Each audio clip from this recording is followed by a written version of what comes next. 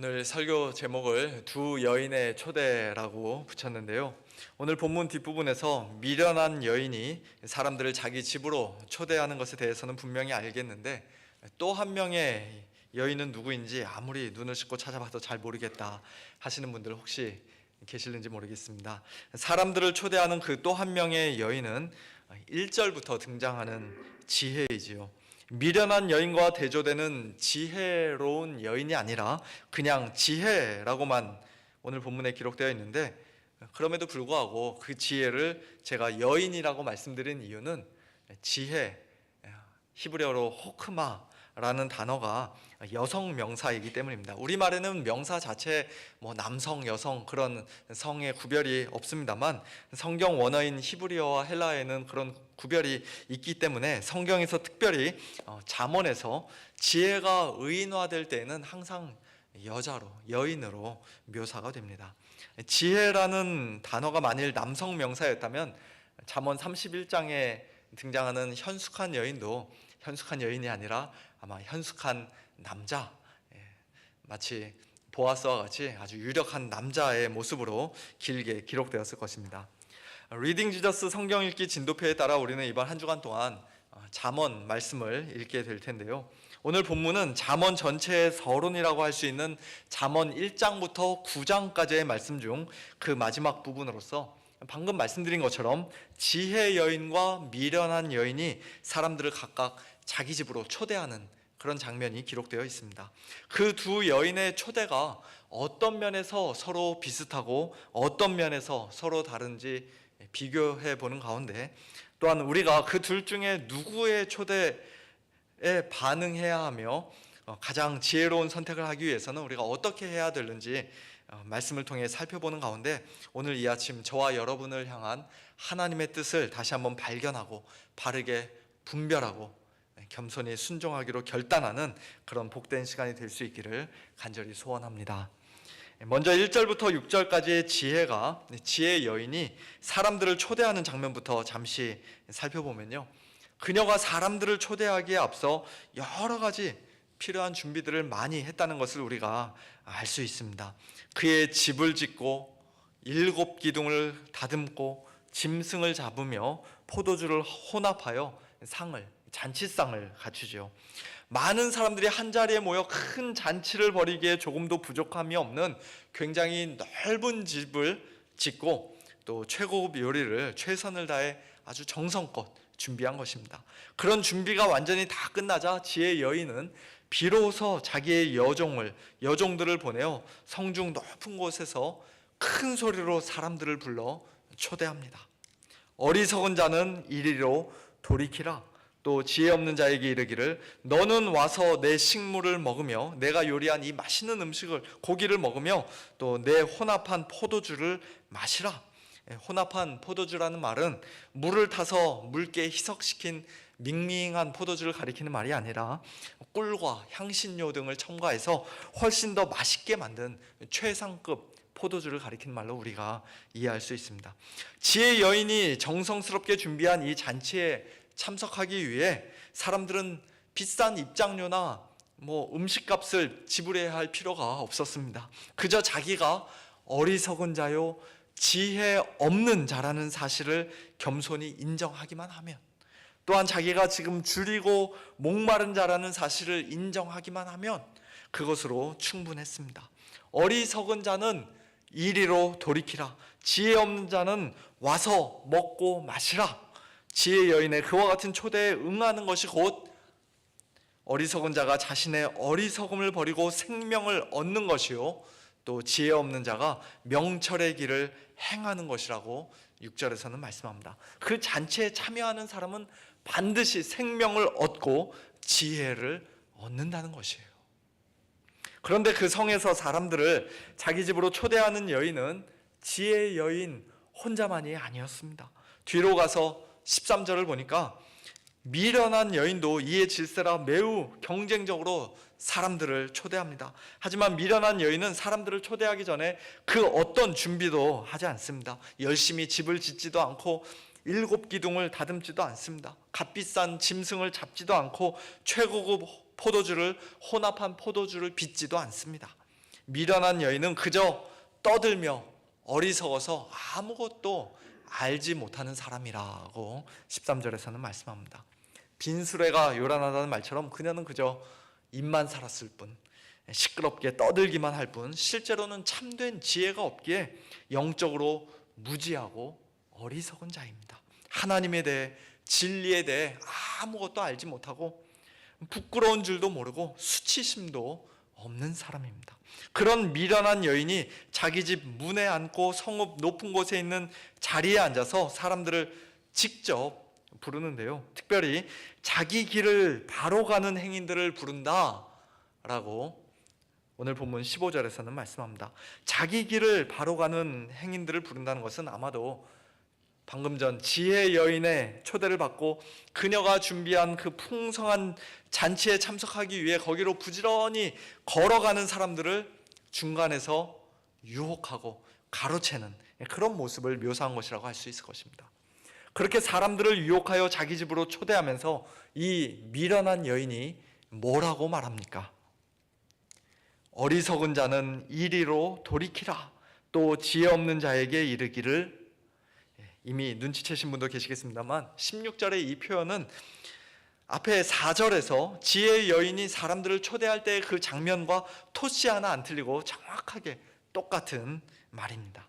이 미련한 여인은 바른 길을 가는 행인들을 중간에서 가로챌 뿐만 아니라 지혜의 여인의 말을 그대로 똑같이 흉내내면서 자기가 마치 지혜의 여인인 것처럼 말하고 있는 것이에요. 한마디로 카피캣이라고 하죠. 따라쟁이고 흉내쟁이인 것입니다. 자기 손으로 직접 집을 짓고 7 기둥을 다듬을 만한 그런 능력이 없는 그녀가 잠언 8장 말씀에 비추어 해석한다면 이 온 우주 만물을 창조할 만한 그런 능력이 없는 그녀가 사람들을 불러 모으고 자기 집으로 데려가기 위해서 할 수 있는 일이라고는 그저 지혜 여인의 말과 행동을 비슷하게 따라하고 흉내내는 것뿐이었습니다. 심지어는 지혜 여인이 정성껏 준비한 음식도, 맛있는 고기와 최고급 포도주도 이 미련한 여인은 최대한 흉내내어서 손님들에게 물과 떡을 주겠노라고 약속합니다.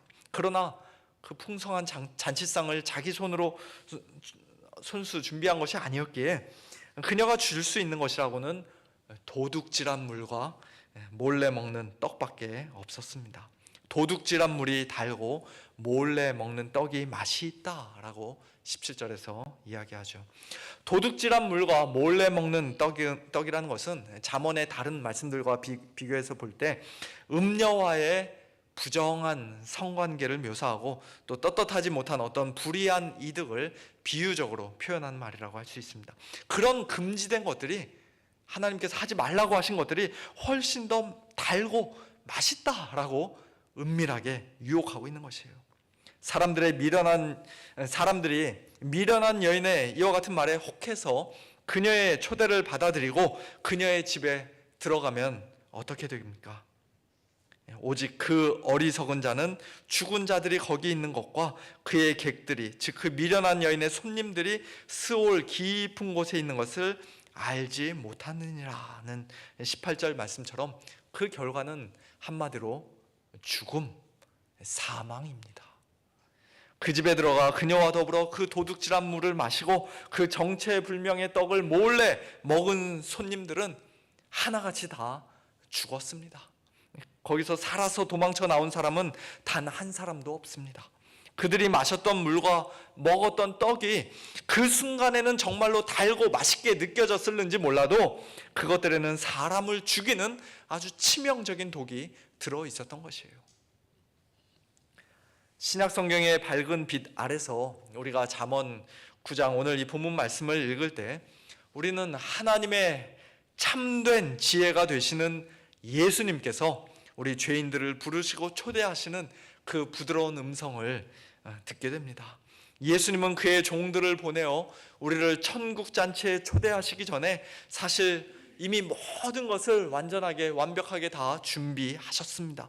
우리의 창조주로서 하나님과 함께 이 온 우주 만물을 일찍이 창조하셨을 뿐만 아니라 우리의 구원자로서 하나님의 집을, 거룩한 성전인 교회를 지으시기 위해 십자가에 못 박혀 죽으시고 부활 승천하시고 성령님을 우리에게 보내주시기까지 했습니다.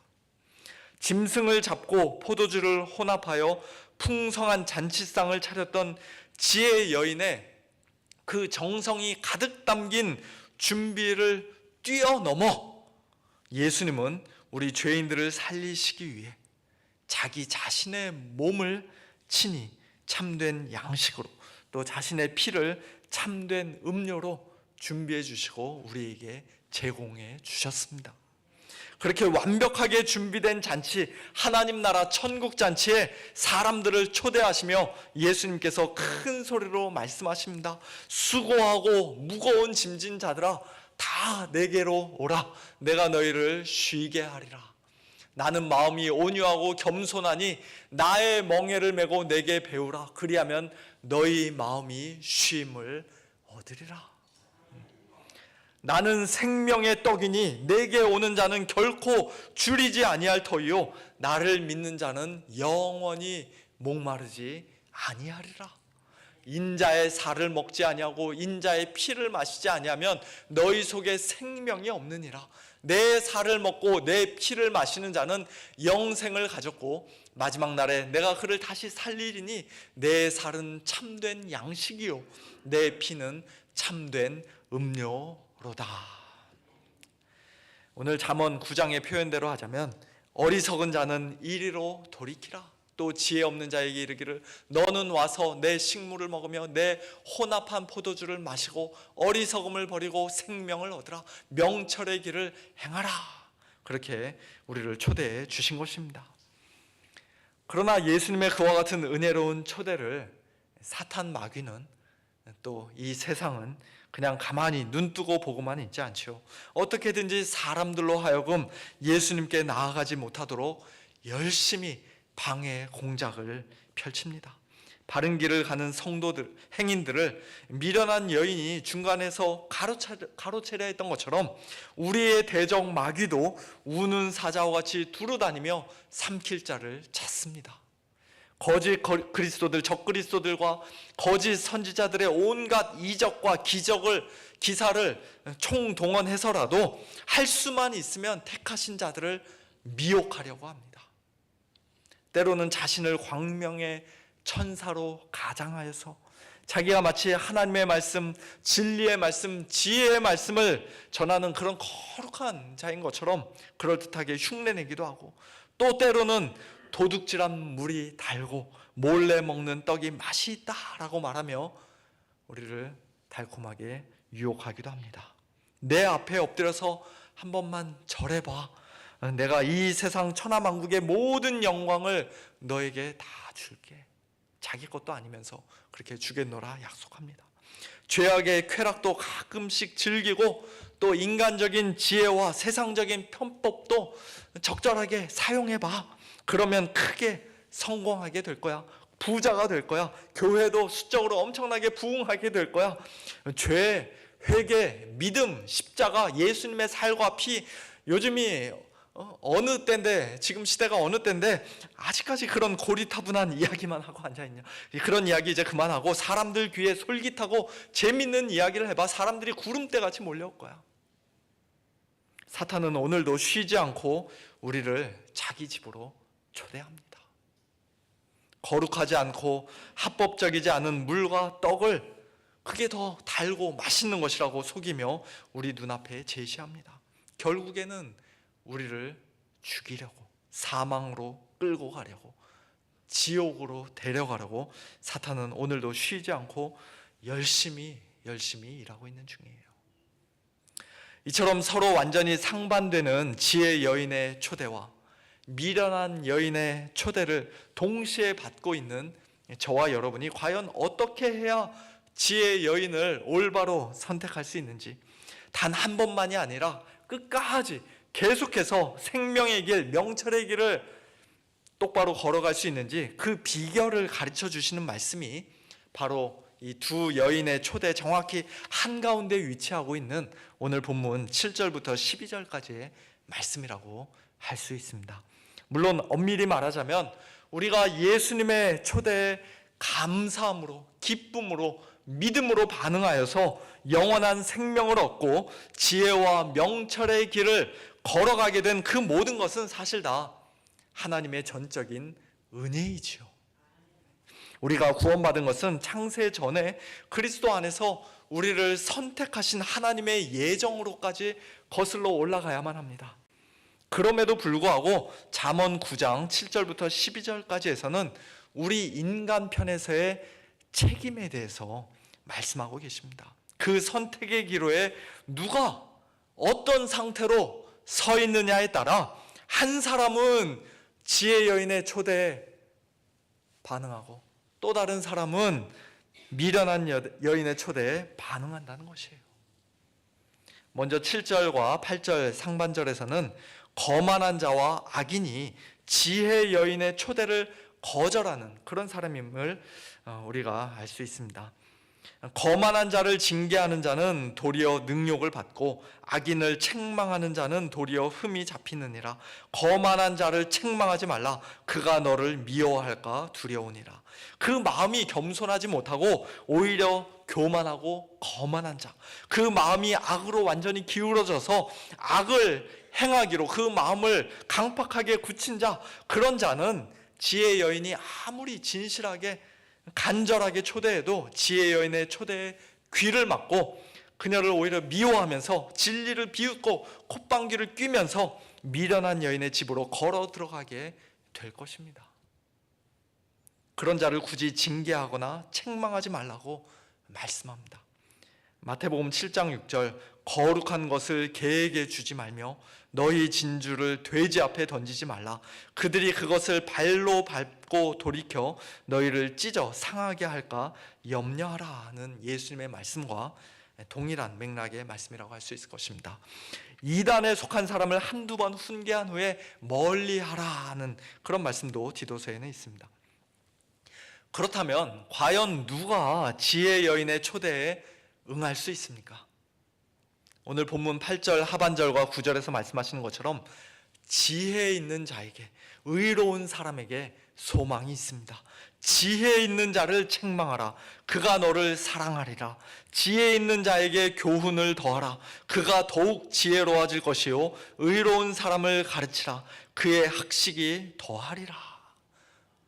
지혜 있는 자는 지혜 여인의 이 초대에 응답하게 될 것이라는 말씀이죠. 그런 자는 징계해도 책망해도 그 사람은 오히려 사랑할 것이라고 말씀합니다. 아니, 앞에서는 분명히 지혜 여인이 사람들을 초대하면서 지혜 없는 자도 다 와서 내가 준비한 이 음식 먹고 포도주 마시라고 그렇게 말씀하지 않았었습니까? 예수님은 의로운 사람을 구원하시기 위해서가 아니라 죄인을 구원하시기 위해 이 땅에 오신 것 아닙니까? 물론 그렇지요. 하지만 원래 지혜 없던 자가 자신의 그 지혜 없음을 겸손히 인정하고 또 죄인이 자신의 죄를 참으로 회개하고 지혜 여인의 초대에 응하면 그녀의 집에 들어가 음식을 먹고 포도주를 마시고 예수님의 살과 피를 믿음으로 먹고 마시면 그 사람은 이제 지혜 있는 자요 의로운 사람인 것입니다. 하나님의 참된 지혜와 의로움이 되시는 예수님 안에서 오늘 우리 성도들은 이미 지혜 있는 자가 되었고 의로운 성도들, 사람이 된 것이에요. 그리고 무릇 있는 자는 받아 더 넉넉하게 되고 더 풍족하게 될 것이라는 예수님의 말씀처럼 우리는 책망받을 때 기분 나빠하는 것이 아니라, 교훈을 받고 가르침을 받을 때 자존심 상해하는 것이 아니라 우리를 책망하는 자를 오히려 사랑하고 더욱더 지혜로워질 것이며 또 우리의 주와 구주가 되시는 예수 그리스도의 은혜와 그를 아는 지식에서 계속해서 자라가게 될 것입니다. 오늘 본문 11절에서는 지혜가 우리에게 생명을 주신다라는 말씀을 다시 한번 반복합니다. 나 지혜로 말미암아 내 날이 많아질 것이요 내 생명의 해가 내게 더하리라. 그리고 우리가 지혜로워서 지혜 여인의 초대에 응하든 아니면 거만하여서 미련한 여인의 초대에 응하든 그 선택의 책임은 우리 각자가 개인적으로 져야 하는 것이라고 12절에서는 말씀합니다. 네가 만일 지혜로우면 그 지혜가 네게 유익할 것이나 네가 만일 거만하면 너 홀로 해를 당하리라. 우리가 지혜롭게 된 것은 분명 전적으로 하나님의 은혜입니다만, 거만하게 굴다가 미련한 여인의 집에 들어가 해를 당하고 죽임을 당하는 것은 다른 그 어느 누구 탓도 아닙니다. 또한 자손 대대로 그 거만함과 불신앙을 계속해서 물려줘야 하는 것도 아닙니다. 네가 만일 거만하면 너 홀로 해를 당하리라. 그 책임은 너가 져야 한다는 것이, 우리가 져야 한다는 것입니다. 10절 말씀을 중간에 잠시 건너뛰었는데요. 그 이유는 오늘 본문 10절 말씀이 잠언 9장의 결론과도 같은, 아니 잠언 전체의 결론이요 핵심과도 같은 너무나도 중요한 말씀이기 때문입니다. 가장 중요한 말씀이기 때문입니다. 여호와를 경외하는 것이 지혜의 근본이요 거룩하신 자를 아는 것이 명철이니라. 비슷한 말씀이 잠언에 여러 번 반복되는 것을 우리가 볼 수 있죠. 지혜의 근본이라는 말은 지혜의 시작이요 첫걸음이라는 말입니다. 만일 우리가 정말로 지혜를 얻기 원한다면, 지혜의 여인이 마련한 그 풍성한 잔치에 참여하여 생명을 얻고 명철의 길을 걷기 원한다면 그 시작은 언제나 여호와를 경외하는 것에서부터 출발해야 한다는 말씀입니다. 바꿔 말하면 우리가 지혜 자체를 직접 추구하고 찾으면, 지혜 그 자체를 우리 인생의 최고 목표로 삼으면, 우리는 분별력이 부족하여서 때로 미련한 여인을 지혜 여인으로 착각하여 중간에 잘못된 길로 미혹될 수도 있지만, 길을 잃고 엉뚱한 길에서 오랫동안 한참 동안 헤맬 수도 있지만, 언제 어떤 상황에서든 여호와 경외하는 것을 가장 먼저 추구하고 그것을 삶의 모든 선택의 기준으로 삼다 보면 우리는 결국 지혜를 얻고 명철의 길을 걷게 될 것이라는 그와 같은 말씀입니다. 우리는 지혜 여인과 미련한 여인의 한가운데 서서 둘 중에 누가 더 맞는 말을 하는지, 누가 더 나에게 큰 유익을 줄 수 있는지 판단하는 그런 판단자가 되려 해서는 안 됩니다. 내 생각에, 내 눈에 더 좋아 보이고 더 지혜로워 보이는 것을 따라가고 선택하면 우리는 늘 엉뚱한 길로 가고 실패할 수밖에 없어요. 에덴 동산에서 아담과 하와가 선악과를 먹고 범죄할 때 바로 그 실수를 저지르지 않았습니까? 선악과 그 나무 열매를 먹으면 너희들 반드시 죽을 것이라고 하나님께서는 분명히 말씀하셨는데, 아니야, 너희들 그것 먹으면 오히려 하나님처럼 될 거야. 너희 그거 먹어도 죽지 않아. 절대로 죽지 않아. 도둑질한 물이 달고 몰래 먹는 떡이 더 맛있는 법이야. 뱀이 옆에서 속삭이니까. 그 두 가지 서로 부딪히고 상충되는 말 중에 과연 누구의 말이 옳은가 저울질하다가 하와는 결국 뱀의 손을 들어주고 말았습니다. 자기 눈으로 보기에 먹음직도 하고 보암직도 하고 지혜롭게 할 만큼 탐스럽기도 한 그 나무 열매를 결국 여자가 따먹고 자기 남편에게도 주어 먹게 했던 것을 우리는 창세기 3장에서 보게 됩니다. 하나님의 말씀과 뱀의 말, 사탄의 말을 똑같은 선상에 놓고 누구 말이 더 맞는가 자기가 저울질하고 있는 그 자체부터가 이미 자기의 분수를 훨씬 더 뛰어넘은, 자기의 분수를 완전히 벗어난 그런 교만하고 거만한 마음이요, 또 여호와를 경외하는 일에 완전히 실패하고 실족한 마음이라고 할 수 있습니다. 자기가 보기에 지혜롭게 할 만큼 탐스러운 나무라고 해서 그게 정말로 참된 지혜를 가져다 주는 것이 아니라는 사실을 순진했던 하와는 미처 몰랐던 것이죠. 타락하기 전 완전했던 아담과 하와도 이처럼 한순간에 넘어지고 범죄했다면 이미 부패한 죄성을, 원죄를 가지고 태어나는 저와 여러분은 얼마나 더 미혹되기가 쉽습니까?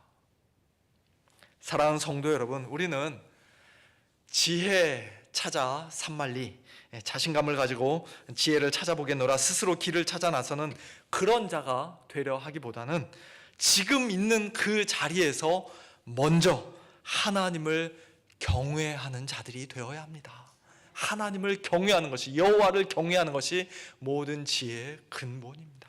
하나님을 경외한다는 것은 하나님의 하나님 되심을, 하나님이 하나님이시라는 사실을 겸손히 인정하며 여호와 하나님을 두려워하는 것입니다. 벌벌 떠는 노예적인 공포와 두려움이 아니라 창조주 하나님의 절대 주권과 전능하신 능력을 인정하며 그 높으신 권위 아래 겸손히 무릎 꿇는 것입니다. 우리의 창조주이신 하나님께서 동시에 예수 그리스도를 통하여 우리 죄인들을 구원해 주시는 구원자 하나님이 되심을 믿고 우리의 선하시고 자비로우신 하늘 아버지, 아빠 아버지가 되심을 분명히 믿고 여호와 하나님을 신뢰하며 사랑하는 것입니다. 하나님의 말씀이 때때로 내 작은 머리로는 도무지 이해되지 않는다 할지라도, 오늘날의 시대 정신과는 전혀 어울리지 않는 말씀인 것처럼 보인다 할지라도 하나님께서 말씀하셨으니 그 말씀이 분명히 맞습니다. 하나님의 말씀은 언제나 참되고 진리입니다. 그렇게 말씀의 권위 앞에 납작 엎드리는 것입니다. 여호와를 경외한다는 것은 또한 말씀 가운데 밝히 드러난 하나님의 선하시고 기뻐하시고 온전하신 뜻을 바르게 분별하는 가운데 하나님께서 기뻐하시는 것을 우리도 기뻐하고 하나님께서 미워하시는 것을 우리도 미워하는 것입니다. 나는 지금 다른 사람을 쉽게 용서해 줄 수 있는 그런 마음의 상태가 아닐지라도, 솔직히 자존심 상한다 할지라도 나에게 잘못한 형제를 용서해 주는 것이 하나님의 기뻐하시는 뜻이니, 그렇게 하라고 하나님께서 분명히 명령하셨으니, 무엇보다도 하나님께서 나 같은 자를 먼저 용서해 주셨으니 저의 인간적인 생각과 고집을 다 내려놓고 꺾고 하나님 말씀에 겸손히 순종하겠습니다. 형제를 용서하겠습니다. 그것이 바로 여호와를 경외하는 사람의 모습인 것이에요. 나의 기분과 감정보다, 내가 지금 처해 있는 상황과 환경보다 하나님께서 과연 무엇을 기뻐하시는가를 훨씬 더 중요하게 생각하고 그것을 가장 우선시하는 것입니다. 나 자신의 이기적이고 세속적인 유익보다, 내 인생의 어떤 거창한 계획이나 무슨 어젠다보다, 사람들에게 칭찬받고 인정받는 것보다 하나님의 나라와 그의 의를 먼저 구하는 것이며, 먹든지 마시든지 무엇을 하든지 다 하나님의 영광을 위하여 하는 것입니다. 그것이 바로 여호와를 경외하는 참된 성도, 성숙한 성도의 삶이며, 우리 주 예수 그리스도 안에서 이미 새 생명을 얻고 또 지혜와 명철을 얻어 그 길을 걸어가고 있는 저와 여러분이 이 땅에서 매일매일 살아가야 할 삶인 줄로 믿습니다. 어리석고 연약한 우리를 늘 도우시는 하나님의 크신 은혜가 이 시간 저와 여러분 모두에게 풍성이 넘쳐서 언제나 여호와를 경외하는 성도로, 참된 지혜를 소유한 성도로 하나님께 영광 올려드리는 그런 복된 삶 살 수 있게 되기를 예수님의 이름으로 축원합니다.